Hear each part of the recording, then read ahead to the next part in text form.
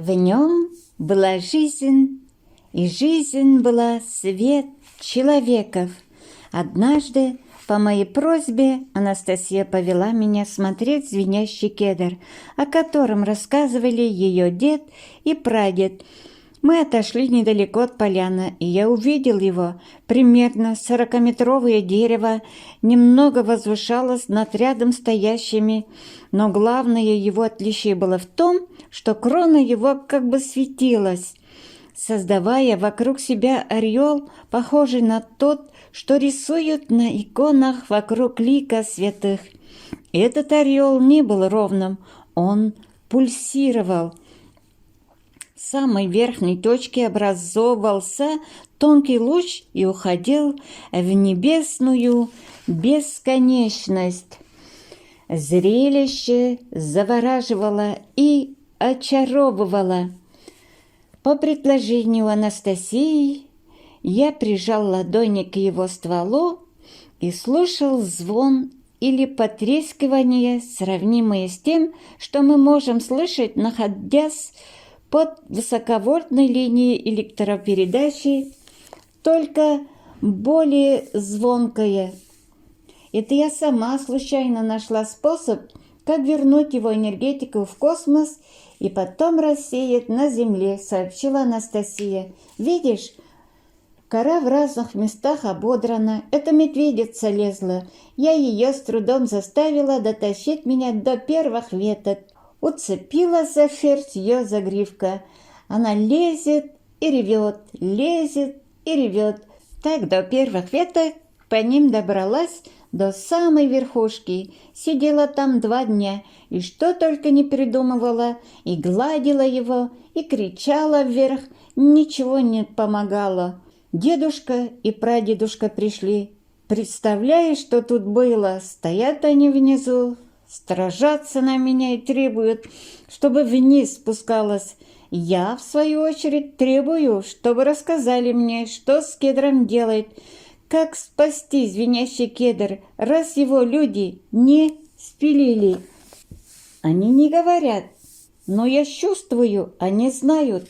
А дедушка хитрый такой, хотел обмануть меня, стал обещать мне помочь разобраться с одной женщиной, с которой я никак не могу найти контакт. Я очень хочу ей помочь. Раньше дедушка только сердился, что я на нее так много времени трачу, а другие дела не делаю.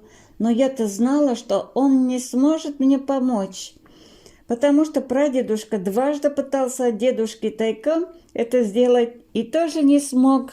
Потом дедушка совсем разнервничался, схватил ветку, бегает вокруг кедра, хлещет веткой по воздуху и кричит, что я самая бестолковая в семье, действую алогично, умных советов не воспринимаю, и он будет воспитывать меня прутьями по заднему месту и хлещет при этом веткой по воздуху.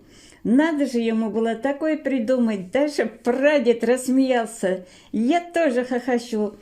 Тут и сломала нечаянно ветку на верхушке, а из нее идет священие.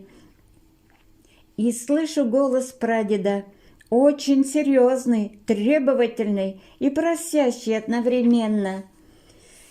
«Не трогай, внученька, больше ничего, спускайся очень осторожно. Ты уже все сделала». Я послушалась и спустилась.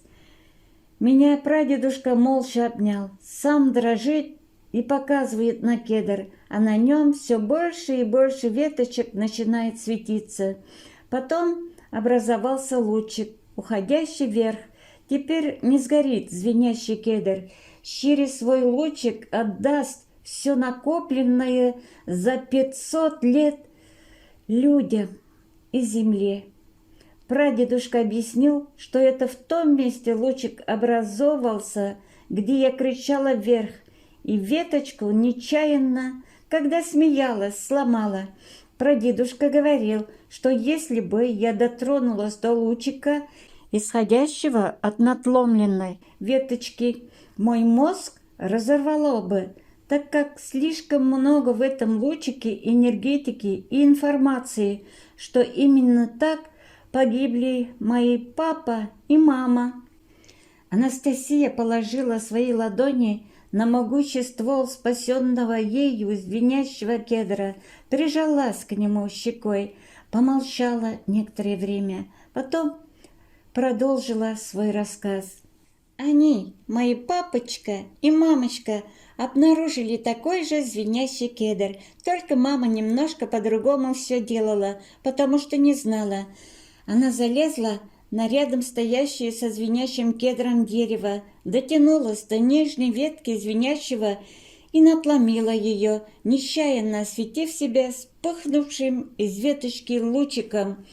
Веточка была направлена вниз, и луч уходил в землю. Это очень плохо, очень вредно, когда такая энергетика попадает в землю. Когда папа пришел, он увидел этот лучик и маму, так и оставшуюся висеть, одной рукой намертво уцепившуюся за ветку простого кедра, другой она держала сломанную ветку звенящего. Папа все, наверное, понял. Он полез на звенящий кедр, долез до вершины. Дедушка и прадедушка видели, как он ломал верхние веточки, но они не светились, а все больше рассвечивались нижние. Прадедушка говорил, что папа понимал, что еще немного, и он уже никогда не сможет спуститься вниз, а лучика, уходящего вверх, пульсирующего освещения все не появлялось, лишь все больше тонких лучиков светило вниз. Верхний луч появился, когда папа надломил большую ветку, направленную вверх, и хотя она не светилась, он согнул ее и направил на себя. Когда она вспыхнула, папа еще смог разжать руки, и лучик из распрямившейся веточки устремился в небо. Потом образовался пульсирующий ореол. Прадедушка говорил, что папин мозг в последнее мгновение его жизни смог принять огромный поток энергетики и информации, что он каким-то невероятным образом смог очистить себя от всей заложенной ранее информации. Потому и удалось выиграть время для того, чтобы успеть перед разрывом разжать руки и направить веточку вверх. Анастасия еще раз погладила ствол кедра ладонями, прижалась к нему щекой и замерла, улыбаясь, прислушиваясь к звону дерева. Анастасия, а масло кедрового ореха по целебным свойствам сильнее или слабее, чем кусочки звенящего кедра? Такое же, если орехи собрать в определенное время и с определенным отношением к кедру, когда он сам его отдает. Ты знаешь, как это делать? Да, знаю. Расскажешь? Хорошо, расскажу. Нужно менять мировоззрение. Я спрашивала у Анастасии, что это за женщина, из-за которой у нее конфликт с дедушкой, почему она никак с ней не может найти контакт и для чего он ей нужен. «Понимаешь, — начала свой рассказ Анастасия, — очень важно, когда два человека объединяют свою жизнь, имеют друг к другу духовное влечение. К сожалению, в основном все начинается с плотского. Например, ты увидел красивую девушку, захотел близости с ней. Человека, его души ты еще не увидел. Часто люди соединяют свою судьбу друг с другом лишь на основе плотского влечения. Оно быстро проходит или переключается на другого. Что тогда связывает людей? Найти близкого по духу, с которым можно обрести истинное счастье, не так уж и сложно, однако в вашем технократическом мире существует масса препятствий. Та женщина, с которой я пытаюсь найти контакт, живет в большом городе, регулярно ездит в одно и то же место, наверное, на работу. Там или на пути постоянно находится или встречается человек, очень близкий ей по духу, с которым она была бы действительно счастлива, а главное, у них родился бы ребенок, сумевший принести миру много добра, потому что они сотворили бы его в таком же порыве, как и мы. Но этот мужчина никак не сделает попытку объясниться с этой женщиной, и она сама в этом отчасти виновата. Представляешь, он смотрит на ее лицо и видит в ней как бы избранницу своей души. Она, как только чувствует чей-то взгляд, так сразу вся подтягивается, юбчонку свою повыше старается нечаянно поднять. Но и так далее. У этого мужчины тут же возникают плотские чувства, а с нею он не знаком. Вот и идет он тогда к той, с которой ближе знаком, которая ему доступнее, влекомый этими самыми плотскими чувствами. Я хочу этой женщине подсказать, что ей сделать, но не могу пробиться к ней. Ее мозг ни на мгновение не открывается для осознания информации. Он полностью работает только над бытовыми проблемами. Представляешь, я один раз целые сутки за ней следила. Это такой ужас.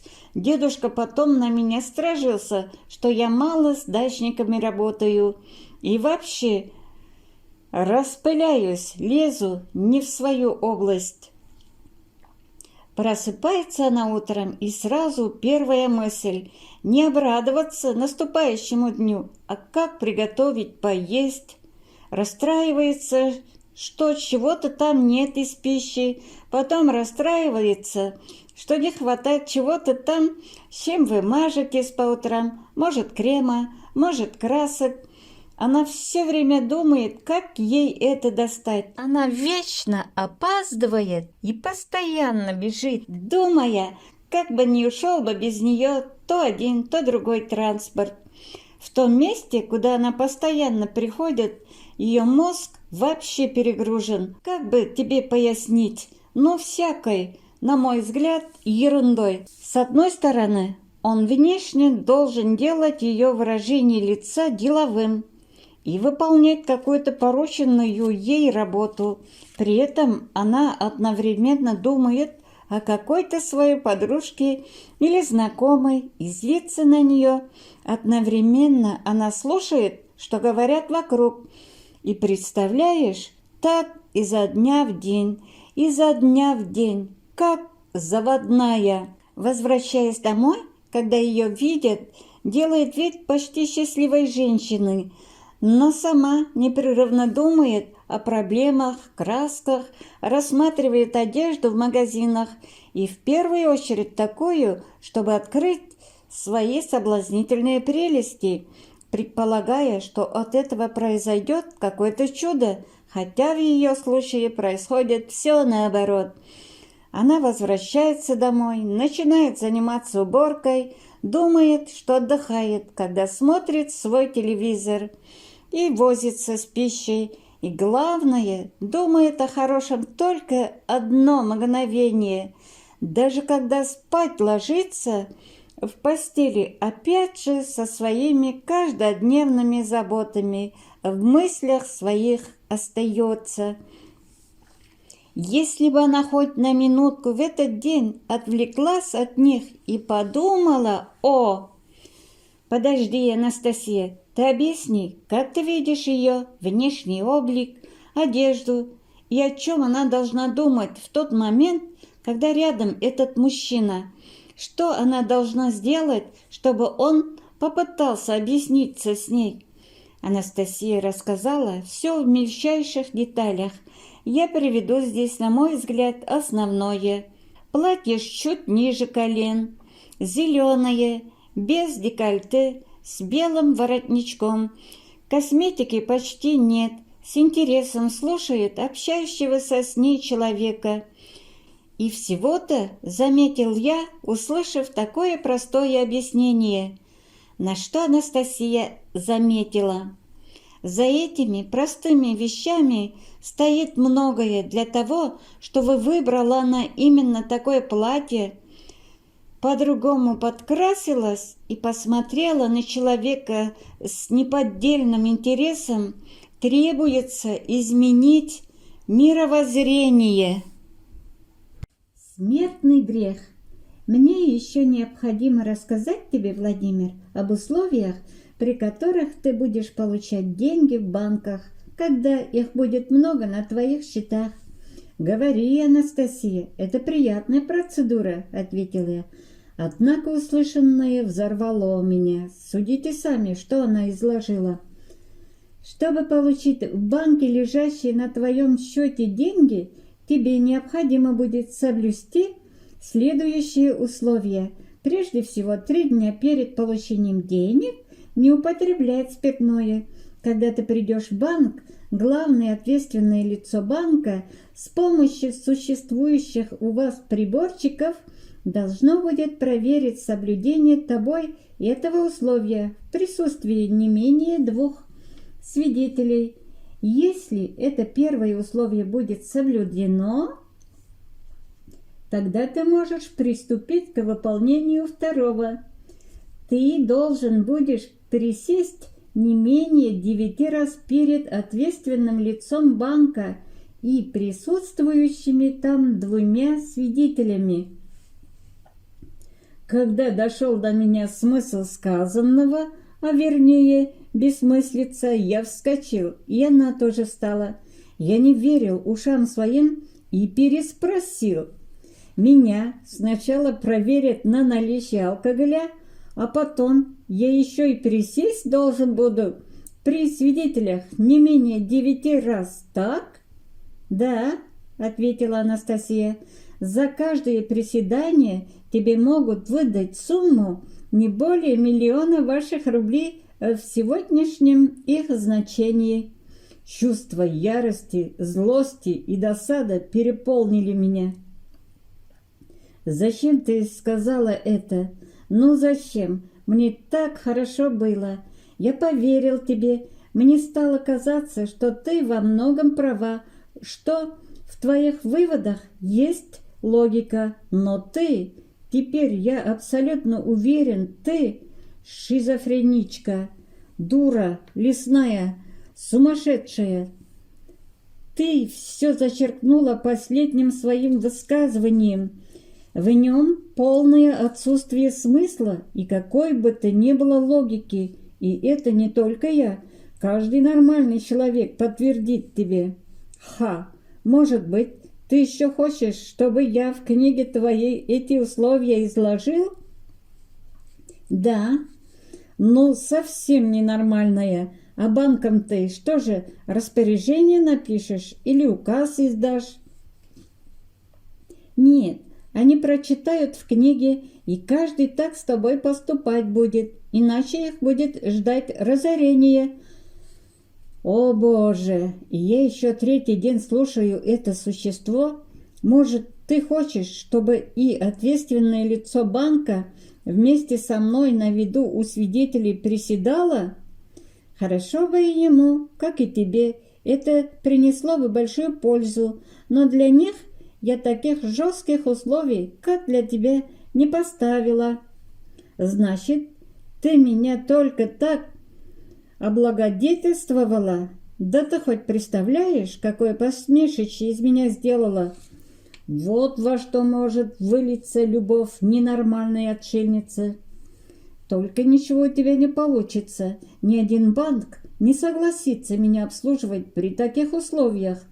Сколько бы ты ни моделировала своей ситуации, ишь размечталась, сама тут и приседай, сколько влезет, придурочная.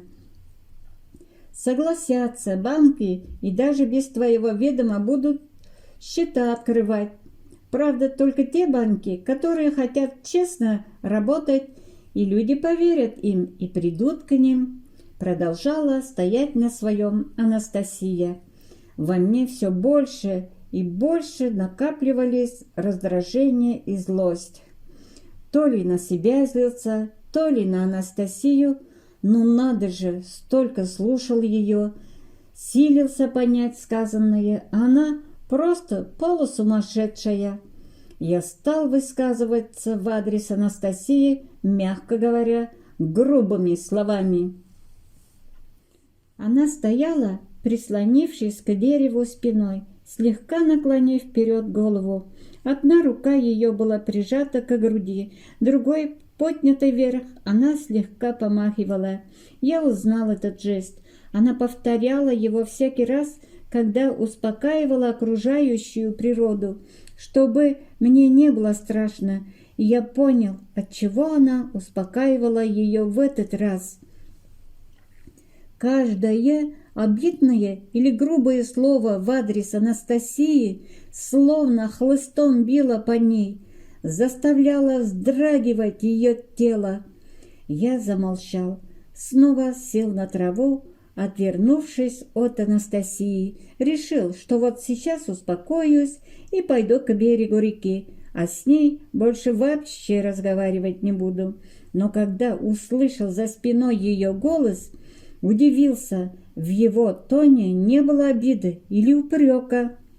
«Понимаешь, Владимир, все плохое с человеком происходящее навлекает на себя сам человек, когда он нарушает правила духовного бытия и порывает связь с природой.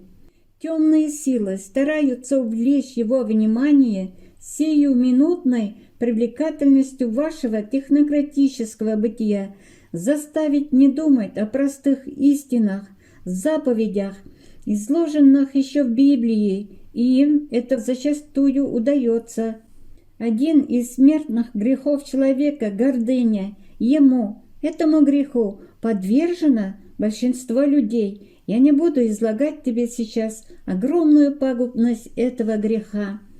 Вернувшись и пожелав разобраться, ты поймешь это сам или с помощью просветленных людей, которые придут к тебе. А сейчас лишь скажу, темные силы, как противостояние светлым, ежесекундно заботятся о том, чтобы этот грех оставался с человеком, и деньги служат им в этом одним из основных инструментов. Это они их придумали. Деньги как бы зона высокого напряжения. Темные силы гордятся своей придумкой. Они даже считают, будто бы они сильнее светлых сил, потому что смогли деньги придумать и отвлечь с их помощью человека от его истинного предназначения. Тысячелетия длится великое противостояние, а человек в центре его. Но я не хочу, чтобы ты был подвержен этому греху. Понимаю, что одними объяснениями здесь не обойтись, ибо за тысячелетия объяснений человечество не поняло, не осознало способа противостояния этому греху. Естественно, и ты не смог бы осознать, но мне очень сильно хотелось избавить тебя от этой смертельной опасности, порчи духа. Я придумала специально для тебя такую ситуацию, при которой этот механизм темных сил как бы ломается, дает сбой или даже работает наоборот, на искоренение греха. Потому они так сильно разъярились, в тебя вселилась их злость. Ты стал кричать на меня оскорбительными словами.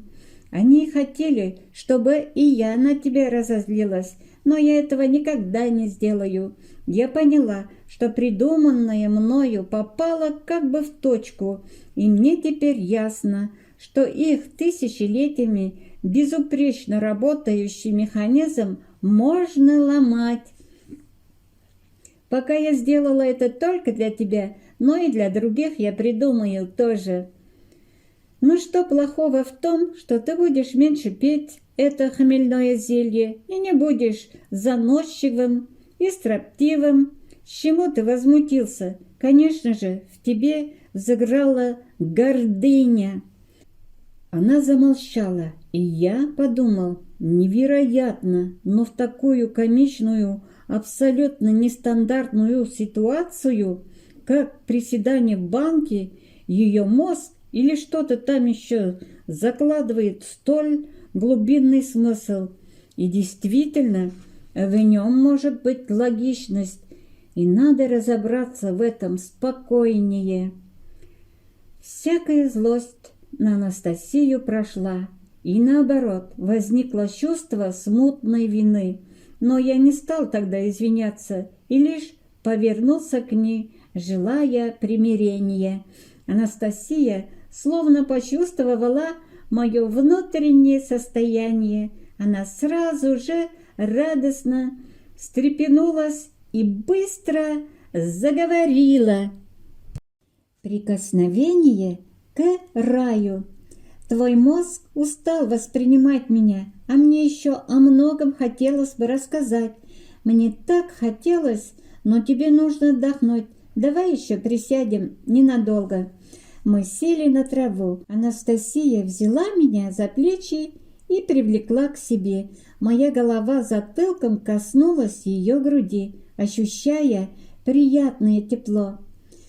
«Не бойся меня, расслабься», – тихо сказала она и легла на траву так, чтобы мне было удобнее отдыхать.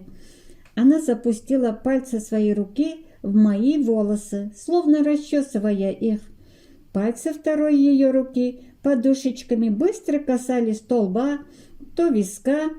Иногда она ногтями как бы слегка покалывала в разных местах головы. Все это придало мне ощущение успокоенности и просветленности. Потом, положив руки на мои плечи, Анастасия сказала: «Прислушайся, пожалуйста, какие звуки сейчас окружают тебя». Я прислушался, и мой слух уловил множество разных по тональности, ритму и продолжительности звуков. Я стал вслух перечислять их: пение птиц на деревьях, стрекотание и пощелкивание насекомых в траве, шелест деревьев, хлопанье и шум крыльев птиц. Перечислив все слышимое, замолчал, продолжая вслушиваться, и мне это было приятно и очень интересно. «Ты не все назвал», — заметила Анастасия. «Все», — ответил я, — «но, может быть, пропустил что-нибудь не очень значительное или мной неслышимое, неважное, значит. Владимир, а разве ты не слышишь, как бьется мое сердце?» — спросила Анастасия. Действительно, что же я не обратил внимания на этот звук? Звук биения ее сердца.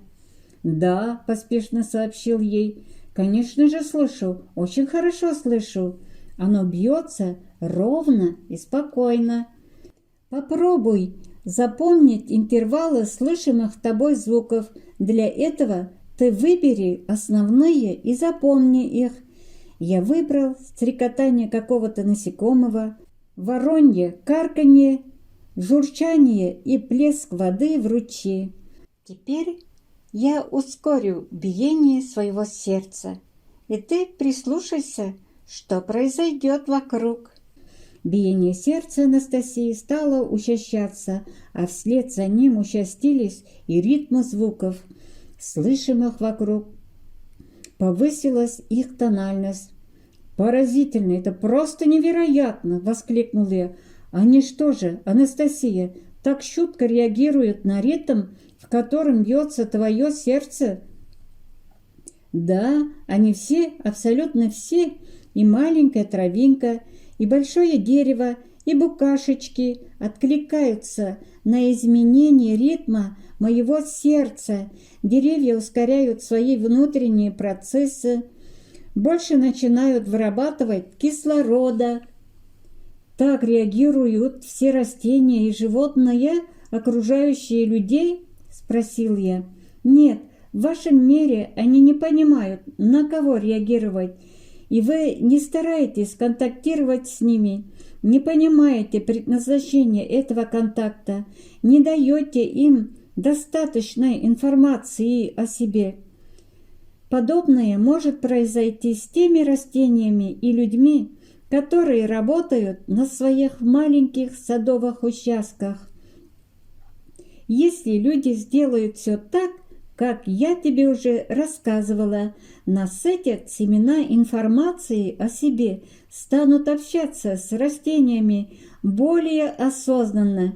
Хочешь, покажу, какое ощущение будет испытывать человек, имеющий такой контакт? Конечно, хочу, но как ты это сделаешь? Сейчас я подстрою ритм биения своего сердца к твоему, и ты почувствуешь. Она просунула свою руку мне под рубашку. Ее теплая ладонь слегка прижалась к моей груди. Ее сердце, потихоньку подстраиваясь, стало биться в одном ритме с моим. И произошло удивительнейшее. Возникло необыкновенно приятное ощущение, словно рядом со мной находились любящие меня родственники и мама. В теле появились мягкость и здоровье, а в душе радость, свобода и словно новое понимание мироздания. Гамма окружающих звуков ласкала и сообщала истину, еще непонимаемую до конца, лишь интуитивно ощущаемую. Все радостные и благостные чувства, когда-либо испытанные мною в жизни, словно слились в единое и прекрасное ощущение. Может быть, именно такое ощущение называется счастьем? Но как только Анастасия стала менять ритм биения своего сердца, прекрасное ощущение стало уходить от меня. Я попросил: «Еще, пожалуйста, еще, Анастасия! Я не могу долго так делать, у меня ведь свой ритм. Ну еще, хоть немножко», – просил я. И Анастасия снова ненадолго вернула мне ощущение счастья. Потом все ушло, оставив во мне все же частичку приятного и светлого ощущения в виде воспоминания о нем. Некоторое время мы молчали. Потом мне вновь захотелось услышать голос Анастасии, и я спросил: «Вот так же хорошо было первым людям, Адаму и Еве? Лежи себе, наслаждайся, благоденствуй, все есть, только скучно станет, если ничего не делать». Анастасия вместо ответа задала мне вопрос: «Скажи, Владимир, и много людей так же думают о первом человеке, Адаме? Как ты сейчас подумал?» «Наверное, большинство. А что им там делать было в раю? Это потом человек развиваться стал и придумывать всякое. Труд развил человека. Он и умнее стал благодаря труду. Трудиться нужно, но первый человек был неизмеримо умнее теперешнего, и труд его был более значимым, требовал великого интеллекта, осознанности и воли. Что же делал Адам в раю? Сад возделывал. Так сейчас это каждый садовод может, не говоря уже об ученых-селекционерах. В Библии о деятельности Адама ничего больше и не сказано. Если в Библии изложить все подробно, то ее невозможно было бы прочитать за всю человеческую жизнь. Библию нужно понимать. За каждой ее строчкой стоит огромная информация. Ты хочешь знать, что делал Адам? Я расскажу тебе, но сначала вспомни, ведь именно в Библии сказано, что Бог поручил Адаму дать название и определить предназначение каждой твари, живущей на земле. И он, Адам, сделал это. Он сделал то, чего не постигли до сих пор все научные учреждения всего мира вместе взятые. Анастасия, а ты сама к Богу обращаешься? Просишь у Него для себя чего-нибудь? Что же я могу просить, когда мне так много дано? Я благодарить Его должна и помогать Ему. Кто воспитает сына, По дороге к реке, когда Анастасия провожала меня к катеру, мы присели отдохнуть в том месте, где она оставила свою верхнюю одежду, и я спросил ее: «Анастасия, как мы будем воспитывать нашего сына?» «Постарайся, Владимир, осознать, ты пока еще не можешь его воспитывать, и когда его глаза первый раз осмысленно посмотрят на мир, тебя не должно быть рядом». Я схватил ее за плечи и встряхнул. «Ты что говоришь? Что ты себе позволяешь? Мне непонятно, откуда у тебя такие своеобразные умозаключения. И вообще, сам факт твоего существования невероятен. Но все это не дает тебе права решать все самой в нарушении всех законов логики». «Успокойся, Владимир, пожалуйста. Не знаю, какую логику ты имеешь в виду, но попытайся спокойно все осмыслить». «Что я должен осмысливать? Ребенок не только твой, но и мой. Я хочу, чтобы у него был отец. Хочу, чтобы он был всем обеспечен, мог получить образование. Пойми, никакие материальные блага в твоем понимании ему не нужны. Он будет иметь все изначально, еще в младенчестве получит и осмыслит столько информации, что обучение, опять же, в твоем понимании просто смешно.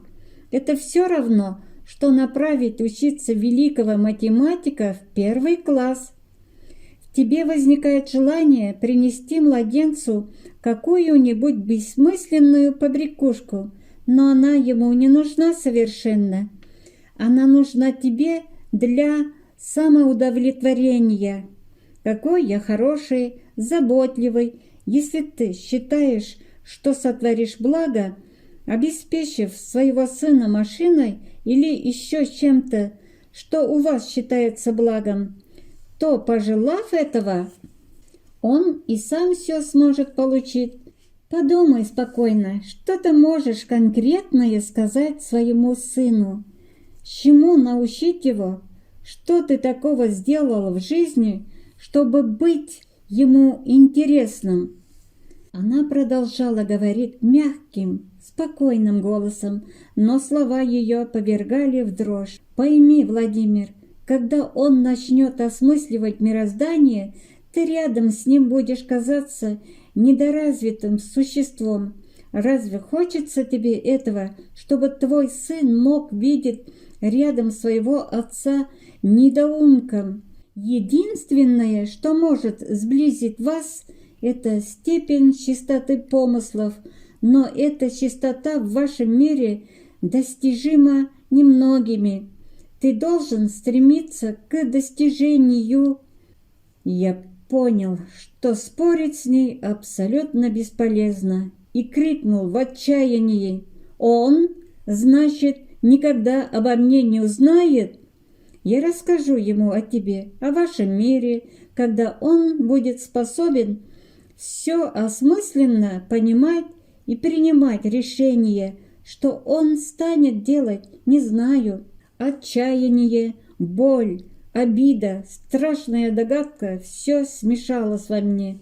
Захотелось двинуть изо всей силы по этому красивому, интеллектуально отшельническому лицу. Я все понял, и дыхание перехватывало от того, что я понял. «Все понятно, теперь все понятно. Да тебе трахнуться здесь не с кем было, чтобы ребенка заполучить. Ломалась еще вначале, интриганка, монашку из себя строила. Тебе нужен был ребенок. Ты же ездила в Москву. Грибочки свои, ягодки она продавала. Так, пошла бы там на панель. Телогрейку, платок сняла бы, на тебя сразу бы клюнули. Не плела бы свою паутину, не запутывала меня. Конечно, тебе нужен человек, мечтающий о сыне, и ты добилась своего. Ты о ребенке подумал, о сыне, которому заранее предначертано жить отшельником, жить так, как ты считаешь нужным? Надо же, про истину она распространялась. Много берешь на себе, отшельница. Ты, что ли, истина в последней инстанции? А обо мне ты подумала? Да, я мечтал о сыне, мечтал, чтоб дело ему передать свое, научить бизнесу, любить его хотел. А теперь как жить? Жить и знать, что сын твой малюсенький в глухой тайге где-то беззащитный ползет, без будущего, без отца. Да от этого сердце разорвется. Тебе этого не понять, самка лесная. Может, сердце станет осмысленным, и все будет хорошо? Боль такая душу очистит, ускорит мысль, призовет к творению, тихо произнесла Анастасия. А во мне такая ярость бушевала, такая злость, собой уже не владел, схватил палку, отбежал от Анастасии и стал бить палкой изо всех сил по небольшому дереву, пока не сломалась палка. Потом повернулся в сторону стоящей Анастасии и, как увидел ее, невероятно, но злость стала проходить. Подумалось, да что же это я опять потерял контроль над собой, разбушевался, как и в прошлый раз, когда я на нее ругался. Анастасия стояла, прижавшись к дереву, с поднятой кверху рукой, наклоненной вперед головой, словно противостояла потоку ураганного ветра. Уже совершенно не злясь, я подошел ближе и стал рассматривать ее. Теперь ее руки были прижаты к груди, тело слегка дрожало. Она молчала, только добрые, по-прежнему добрые глаза ласково смотрели на меня. Так мы стояли некоторое время, рассматривая друг друга. Я размышлял, несомненно, она не в состоянии сказать неправду, ведь могла бы не говорить мне всего, а она знает, что будет ей плохо, но говорит. Конечно, это тоже перегиб. Невозможно прожить, если все время говорить только правду, только то, что думаешь. Но что поделать, если она такая и не может быть другой? Все произошло так, как произошло. Случилось то, что случилось. Теперь она будет матерью моего сына. Она станет матерью, раз так сказала. Конечно, странная она будет мать, образ жизни ее, мышление. Да ничего не поделать с ней.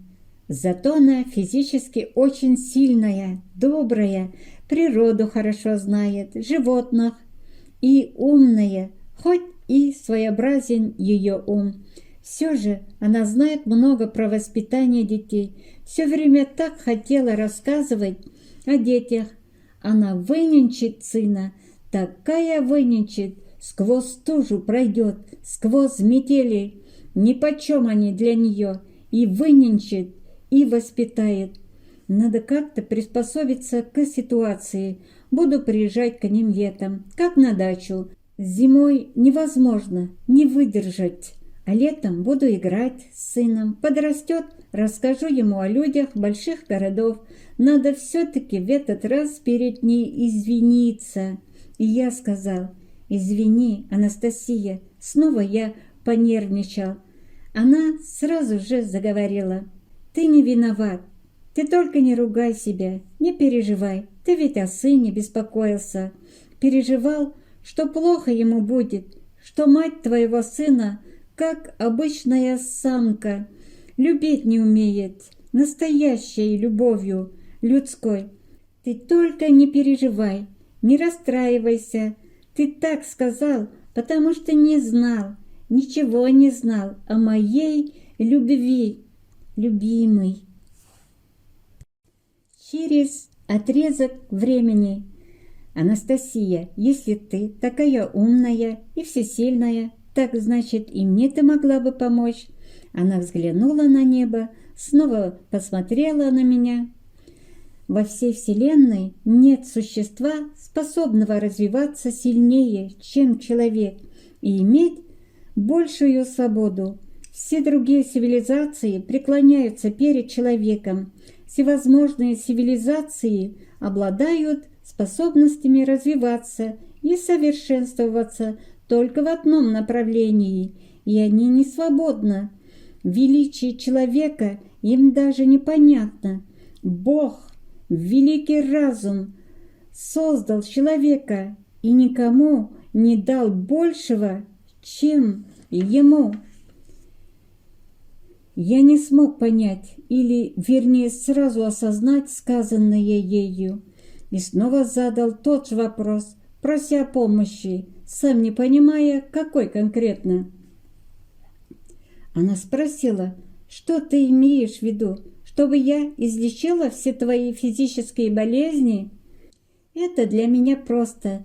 Я сделала это еще полгода назад, только в главном пользы никакой не получилось. В тебе не убавилось присущего людям вашего мира, пагубного и темного. Болячки разные снова вернуться пытаются. Ведьма сумасшедшая, баба-отшельница. Надо убираться отсюда побыстрее. Ты ведь это сейчас подумал, правда? Да, ответил я удивленно. Именно это я и подумал. Ты считаешь мои мысли? Я предполагаю, что ты можешь подумать. У тебя же это на лице написано. Скажи, Владимир, ты действительно меня, нисколечко не помнишь? Меня очень удивил вопрос, и я стал внимательно вглядываться в черты ее лица, глаза. Мне действительно стало казаться, что я их где-то мог видеть, но где? Анастасия, ты же сама говорила, что постоянно живешь в лесу. Как же я мог видеть тебя? Она улыбнулась и убежала. Через некоторое время Анастасия вышла из-за кустов в длинной юбке, коричневой, на пуговицах кофте и с убранными под платок волосами, но без телогрейки, как на берегу при нашей встрече. И платок немножко по-другому был завязан. Одежда на ней была чистая, но не модная. Платок закрывал лоб и шею. И я вспомнил ее.